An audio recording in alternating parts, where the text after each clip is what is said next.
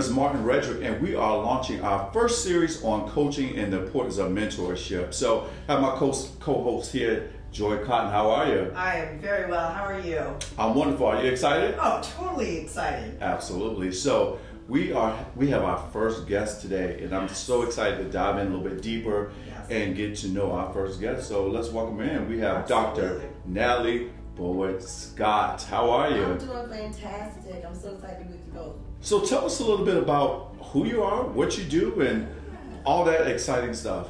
So, well, I'm a doctor. I have had the pleasure of working with members of the U.S. Cabinet, families of diplomats, mothers, fathers, people who are just looking to just have more in their life.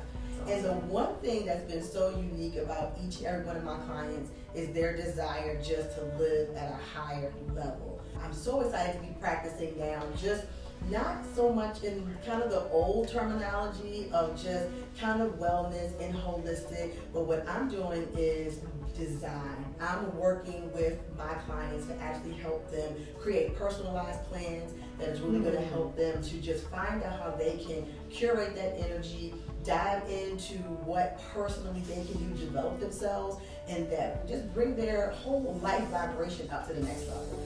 What spearheaded and motivated you to get into that? I have to say I come from a family of healers in a way. My first experience with health and wellness was really from my grandmother.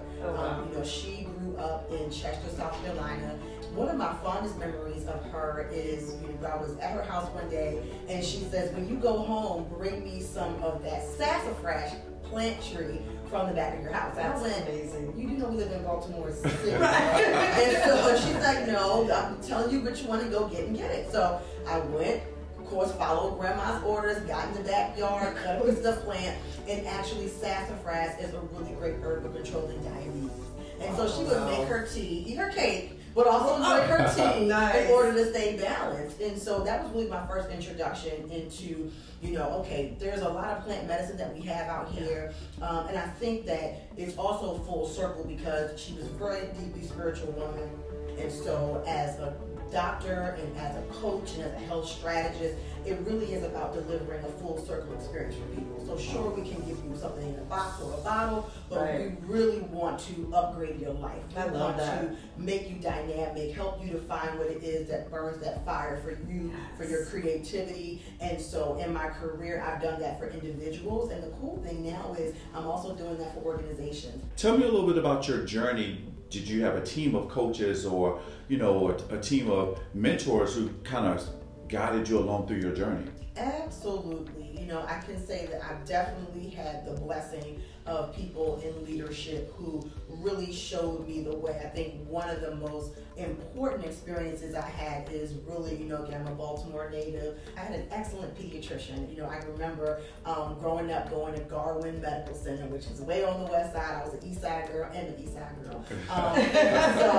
So going over there, to Dr. Francis's office. And so I can just remember knowing at an early age that's really what I wanted to do. And so always, being able to kind of hang out at the nurses' stations and, the nurses would let you kind of peek in the back areas and see what was going on. And then as I got, kind of, I'll say preteen, Dr. Ancha Lee was there and I was going off to undergrad at Xavier University and I said, can I hang out for a couple of days? She said, sure, come on in. Oh, that's amazing. I was able to shadow what a patient experience was like and what it was like to really see a pediatrician from the doctor's perspective and all what that meant. But even at that time, this was maybe, early 2000s, that there were no long-term studies on the effects of children. And I went, I was like, that something within just wasn't in alignment with what I wanted. And so I was looking for a different opportunity to deliver medicine in a way that resonated with me. And so that led me, of course, to medical school, studying naturopathic medicine. And oh my goodness, the mentorship there was incredible. So I've had a lot of good doctors who were able to show me that, listen, okay, here's what we offer to the table, but we all have that primary interest in the health of our patient. Your story feels good. But when speaking to mentorship and everything, were there any individuals that really stick out to you today? How did that help you along on your journey? One of maybe my more unconventional mentors is a community organizer, nurse. I would even call her an activist in Baltimore, Miss B.J. Shanaman. And Miss BJ had done and still does so much community work. And I think she was one of the first people that really challenged me to say, okay, you have this gift. This is what you know how to do, but how are you going to frame this for the good? How are you going to angle this so that people, number one, know what you are, know what you do, and that are able to approach it and able to understand what it is so they know that you're there to help them. Break down exactly what you prescribe, what you do, and what that looks like. I mean, I think that's so important. Absolutely. So I want to really highlight that human bodies are designed really to take care of themselves, right? Now we know disease happens, sickness happens, limitations happen with time, with age, with injury, but we really have an intelligent system. And it really is our role as, I would say, doctors of naturopathic medicine, doctors who are interested in prevention and holding up the integrity of the body, human body frame, to really be champions for our patients and teaching them how to really care for their bodies. We really are about baseline health. So what does it look like to be sure that all your systems are functioning properly at the beginning? And then when they're not, how do we take that cue as an opportunity to see where the imbalance is and how can we restore homeostasis or balance in the system? Now, I'll tell my patients all the time, right? If you need an assessment, if you need an exam, if you need an image, if you are at a continuum of your health, but you need a medication to stabilize where you are, then the healthy, responsible thing to do is to do that. So really, we are in the world of, I would say, wellness design and lifestyle medicine, really about how do we fix the basics. Because we know if we need a surgery or we need a major intervention, we have some fabulous doctors who can do that. Absolutely. But really what I would say I specialize in is the regular everyday life stuff, the stuff that keeps you up at night, the stuff that just challenges your vitality, the things that you want to be sure that you get right in your lifetime so your grandkids don't deal with it. We're getting into those type of things with our wellness medicine. So I really am very much a teacher for my patients, and I have to say I learned so much as well. I know this is a mentorship conversation, and so as I'm working with the patient, I'm really looking full spectrum at all parts of life. So in that new patient interview or that primary coaching interview, we're talking about all of it. As broad as that, with a lot of testing, with a lot of investigation, and sometimes just lifestyle review, we can see where some of those structural imbalances exist and how we can really help to enable people to find their balance. Because it really is, I would say, almost a mentorship relationship when we're looking at a doctor like myself who's really interested in wellness design. You know, we're really almost kind of putting up a canvas and we're together getting that paintbrush out. And you might make a stroke and then I might make a stroke. And then once we're all kind of in this flow again of this designing and what this looks like for you, we can, you know, in the early in the process, you know, as the doctor and the coach,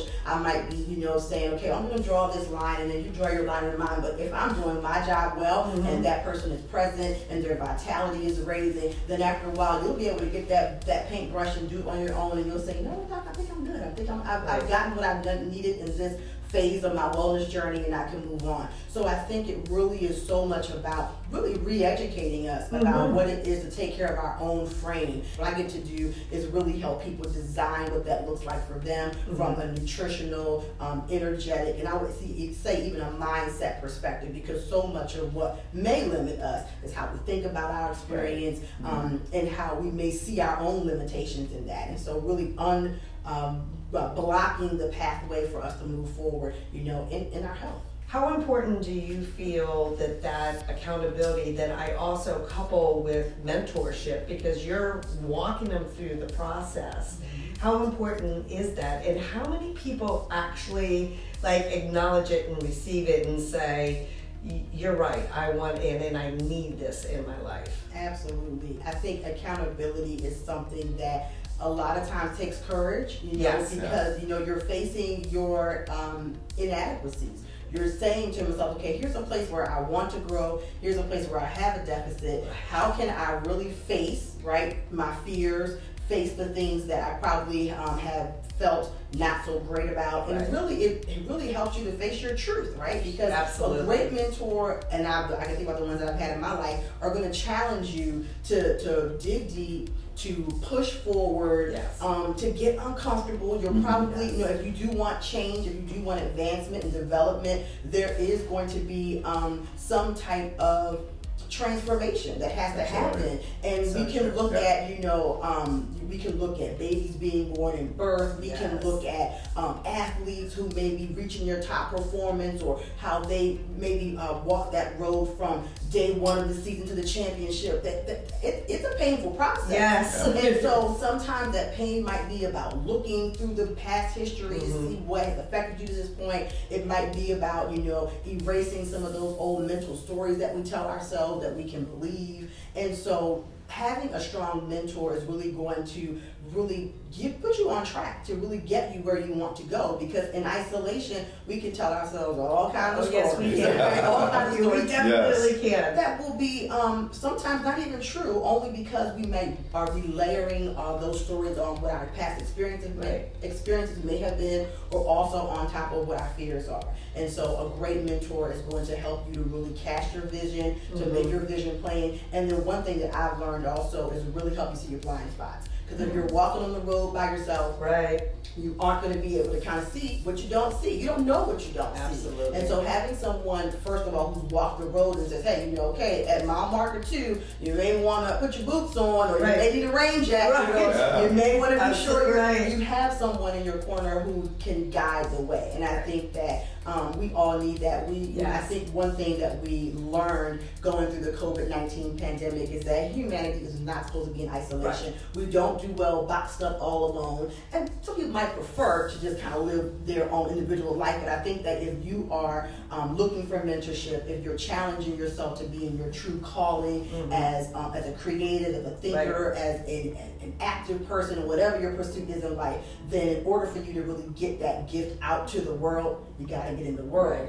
And then refining that gift really does take somebody who can show you the way, push you along the way, challenge your beliefs, and really aid you in that, I would say, that birthing process, that transformation into what you have to become. And in that part, that really is giving your gift to the world, which you came to do. So, I love that. I love that so much.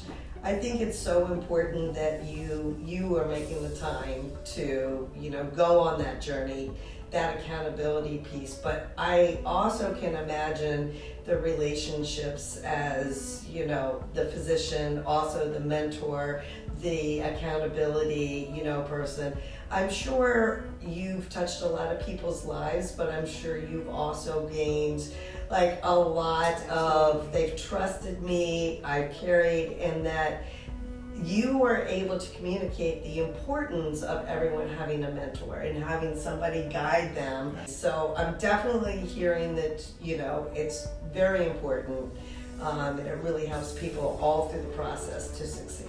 It definitely does, and I can think about, as we shared earlier in our time together, that the mentors that I have and the mentorship that I still have, and I think that at every level of life you got a major goal, whether it be your health, whether it be launching a business or starting a podcast or opening up a store, whatever it is, that you lock arms with somebody, because some days you're gonna need a shoulder to cry on, when all things go kaput, and then you're gonna want somebody to celebrate with. But most importantly, I think that once you have had a great mentor, then you get to become one. And I think that's what really keeps the cycle of growth and delivery going, is that, as much as I've been poured into, I'm able to give that right back. And that just makes the world a better place. And we all need a mentor, right? Absolutely. We all need an accountability partner. I just feel it's crucial. We definitely do. That's awesome. So with that being said, since you are the amazing influencer and doctor that you are, what are some blanket takeaways, that some nuggets or jewels that you can leave with us today to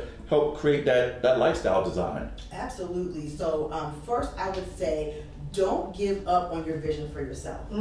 It can be very easy to let what your current experience is kind of shade or even jade your outlook on what the future can become. And if you have a seed in your heart, a desire, a fire for what it is that you want to do, go after it, pursue it. Even if you may have been told that it's not possible, find someone who can tell you it is possible. Work your way forward. I was sharing with the client the other day, forward progress is forward progress. It may not be a lightning rod, it may not be a rocket, sometimes it's a toenail scratch, right? But it's moving forward. Forward is forward. So definitely don't give up on your vision. Secondly, I would definitely say challenge yourself to do it better. I think internally we definitely all know our things that we have to work on. And the more we ignore them, the more they stay the same. And so if you know what it is that you want to work on, get to work on it, right? Life is meant to be enjoyed, it's meant to be fruitful and vital, and you deserve what's on the other side of what you have to go through and be challenged in. So definitely go for it. And I would say at the end of the day, don't forget who you are, right? Awesome. Our Creator has given us such a divine temple and such a divine purpose. And, life can be hard. It can throw you, into the spin cycle, and you may not know how to get out of there. Tumble. But don't forget who you are. There is a purpose for your story. There's a transformation that you can walk through and experience that can get you to the other side, and that we need you. And even if your world and your sphere may be a small circle of influence, or whether you're meant to be broadcast around the world, your light, your story, your energy is going to touch someone, and so that deserves to be heard in the world. I love that. Awesome. I love it. So, with that being said, it's been a pleasure. This is awesome. Yes. We could sit here and talk all day. We can talk all day. This has been fun. Absolutely. Thank you. Yeah. So tell us how we can get in contact with you and so forth, how we can reach you, if you have any social media platforms, or how we could solicit your services and so forth. Absolutely. So you can follow me at Dr. Natalie Inspires on Instagram. So that's DrNatalie Inspires. And there you'll see me talking and sharing tips, and you can definitely send me a direct message there, or you can send me an email to drnatalieBoulware@gmail.com. And if you're interested in office time, so thinking, okay, I'd like to have you on my wellness team. Awesome, You can definitely look at our new patient information at lavender-retreat.com. You can find me on those places. Thank you for your time. It's amazing, absolutely. and we'll continue this conversation. Sounds like a plan. Awesome. All right. Yes, thank you. you.